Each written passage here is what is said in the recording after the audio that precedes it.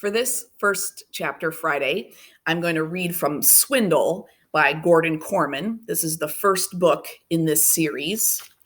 And we start with a message that says 2 weeks earlier, this piece of paper was delivered or written up. And it says, sneaking out at night, helpful hints. 1, when lying to your parents, maintain eye contact. Make sure you ask permission to attend the correct fake sleepover. Boys, Stan Winter's place. Girls, Karen Loboditsky's. Meet at the old Rockford house at 8:30 p.m. Friday. You can't miss it. There's a crane with a giant wrecking ball parked in front. Enter through missing planks in boarded up window, first floor, east side. Bring your sleeping bag. Remember, the old Rockford house is a condemned building that will be demolished tomorrow morning. There will be no beds, no running water, no furniture, no lights, no TV. So that's what was on the piece of paper, the plan. When a plan came from Griffin Bing, even the tiniest detail had to be perfect. He'd agonized over every fine point and possibility, all except one. What if nobody showed up? We probably shouldn't have put in the part about no TV, Griffin's friend Ben Slavic said glumly. Griffin and Ben sat cross-legged on their sleeping bags in what had once been an elegant living room. They were surrounded by shredded drapery, remnants of ancient furnishings, and mounds of dust. All around them, the cavernous old house creaked and groaned with hollow, eerie noises. Outside, a thunderstorm raged. Griffin trained the beam of his flashlight on his wristwatch, 10:34 p.m. I can't believe it, he seethed. How could we get nobody? 28 people said they were coming. Maybe they're just late, Ben offered lamely. 9 o'clock is late. 10:30 is a no-show. Don't they have any self-respect? This is like saying it's totally fine for the adults in this town to walk all over us. Ben would have dearly loved to be no-show number 29. Only loyalty to his best friend had brought him here tonight.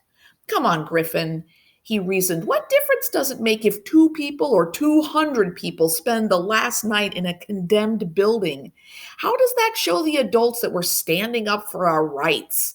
They're never even going to know about it. We'll know, Griffin said stoutly, sticking out his jaw. Sometimes you have to prove to yourself that you're more than just a slab of meat under the shrink wrap in your grocer's freezer.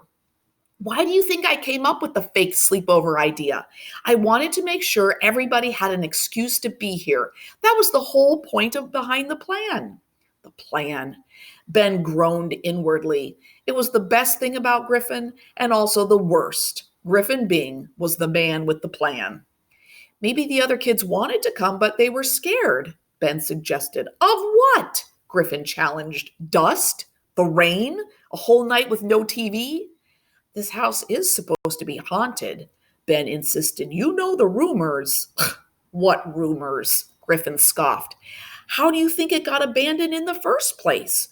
Old man Rockford was in jail for cutting up his wife with a chainsaw. That's what Darren said. When's the last time Darren said anything that's been worth the air it took to blow it out of his big fat head? Griffin exploded. He also says he's distantly related to the Rockfords with no proof whatsoever. Besides, they didn't even have chainsaws back in old man Rockford's time. They had railroads, though, Ben noted. According to Marcus, the real murder weapon was a railway spike pounded into her skull. Griffin wasn't buying it. He's just pulling your chain. You know how he loves messing with people. But Pitch doesn't. And you know what she heard?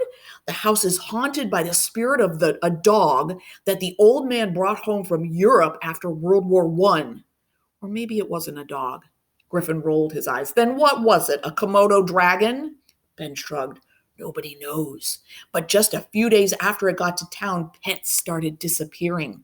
At first, it was just little kittens and puppies, but pretty soon full-grown St. Bernards were vanishing into thin air, and there were bones buried all around the house. Only Rockford wasn't feeding his dog any bones. A flash of lightning cast strange, angular shadows through the boarded-up windows. Ben paused to let his story sink in. The townspeople took the law into their own hands. They put rat poison inside a big steak and left it on the doorstep. It never occurred to them that if an evil spirit could live inside a dog, it could live inside something else too, like a house. He peered around at the shadowed walls as if expecting to see something supernatural and hideous coming through. Oh, come on, Griffin refused to be shaken. There's no such thing as a haunted house. Well, Marcus heard the same story, Ben said with a sniff. No, he didn't, Griffin reminded him. He heard the one about the railway spike. He heard both, and so did Savannah. Only in her version, it wasn't a dog, it was a baby. Why would the townspeople poison a baby? They didn't. It got carried off by a chicken hawk. But the baby's ghost put a curse on the house to take back all the years it never got to live. Then there was this school teacher, the first non-Rockford ever to live here. No one ever saw her again after the day she moved in. Or maybe they did. People talked about an old woman peering out an attic window. But here's the thing, that school teacher was only 23. A gust of wind blew through the eaves and an unearthly moaning sound echoed around them. Ben's head retreated turtle-like into his collar, and even Griffin paled a little. No offense, Ben, but shut up. You're starting to creep me out. Griffin panned the crumbling walls with his flashlight. It's almost 11. Nobody's coming. Gutless wonders. It's the railway spike, said Ben nervously. That's got to be a splitting headache. Literally. Griffin spread his bedroll and lay back, standing his flashlight on its base like a miniature floor lamp. Let's try to get some sleep. The sooner the sun rises, the sooner we can get out of this rat trap. Maybe we can leave now, Ben suggested hopefully. Since nobody else came, they'll never know that we weren't here all night. Griffin was horrified. You mean back down? These two words were not in his vocabulary. I don't want my ears sucked away by some baby's ghost. There's no such thing, Griffin exclaimed. Who says you have to believe in ghosts to be afraid of them? Ben challenged. All right, fine, I'll sleep. He rolled over onto his side, pulling his knees to his chest. But if I wake up 85 years old, you owe me $20. Deal. They lay there in silence for what seemed like a long time, listening to the machine gun rhythm of rain on the ancient slate roof. Griffin stared up at a gaping hole in the ceiling that had once held a chandelier. I hope you know how much I appreciate this. You're the only kid who had the guts to see it through. His friend said nothing, so Griffin went on. I mean it, man. The others? They talk a good game, but where are they? Darren dared half the 6th grade to come. He even made fun of us, said we'd wimp out, but who's the real wimp here, Ben? Ben's reply was slow, steady breathing, almost like snoring. Ben? Griffin sat up and peered at his friend. Ben was curled into a ball on his bedroll, fast asleep. Griffin let out a low whistle of admiration. Creepy house, creepy night, and Ben was relaxed enough to doze off.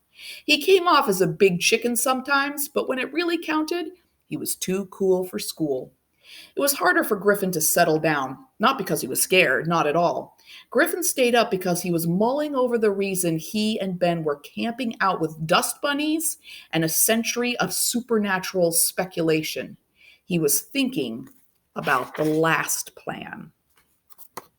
So that is the first chapter of Swindle. The description of the whole book is this. After unscrupulous collector S. Wendell Palomino cons him out of a valuable baseball card, 6th grader Griffin Bing puts together a band of misfits to break into Palomino's heavily guarded store and steal the card back, planning to use the money to finance his father's failing invention, the smart pick fruit picker.